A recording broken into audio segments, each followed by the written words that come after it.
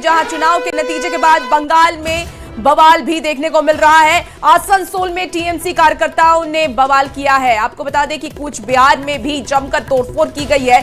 तो काउंटिंग के बाद बवाल बंगाल में देखने को मिल रहा है। बंगाल के आसनसोल में बवाल देखने को मिला।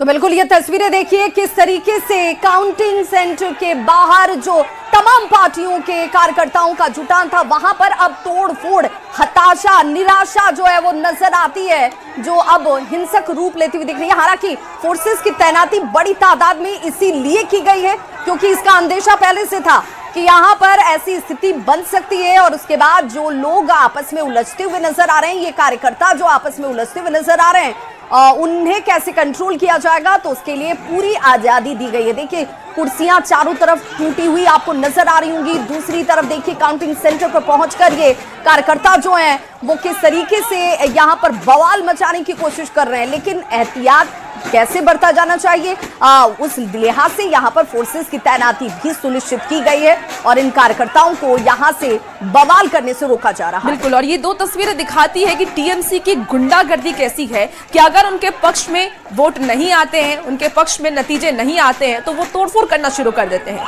ये दो तस्वीरें उसी की बानगी है। एक तरफ बीजेपी पूर्ण बहुमत से अपनी सरकार बना रही है, तो दूसरी तरफ ने हार को टीएमसी बर्दाश्त नहीं कर पा रही है। कार्यकर्ताओं की वजह से रुचिका, जब वोटिंग चल रही थी उस दौरान भी बड़ी तादाद में सुरक्षा कर्मियों की मौजूदगी थी और यह भरोसा दिलाया गया कि आप निर्भीक होकर अपने मताधिकार का इस्तेमाल कीजिएगा। और यही वजह है कि 90% से ज्यादा लोगों ने वोटिंग की। और अब जब इस तरीके से परिणाम, जनता का आदेश सामने आ रहा है, तो वहां पर टीएमसी के इन्हें कार्यकर्ता से आगे बढ़कर गुंडा कहा जाना चाहिए। ये गुंडागर्दी उनकी है जिसमें वो इस आंकड़े को पचा नहीं पा रहे हैं। जो बार बार टीएमसी के नेता ये कह रहे थे कि भाई रुझान है, लेकिन अब अगर ये रुझान है, आपको इतना विश्वास है कि रुझान ऐसे बाद में पलट जाएंगे आपके पक्ष में, और तो ये कार्यकर्ताओं को संभालने की जिम्मेदारी भी टीएमसी के नेताओं की थी। और यही देखने वाली बात है कि बीजेपी जब यहां आई थी तो उन्होंने अपने मैनिफेस्टो में कहा था कि कानून व्यवस्था को और मजबूत हम करेंगे।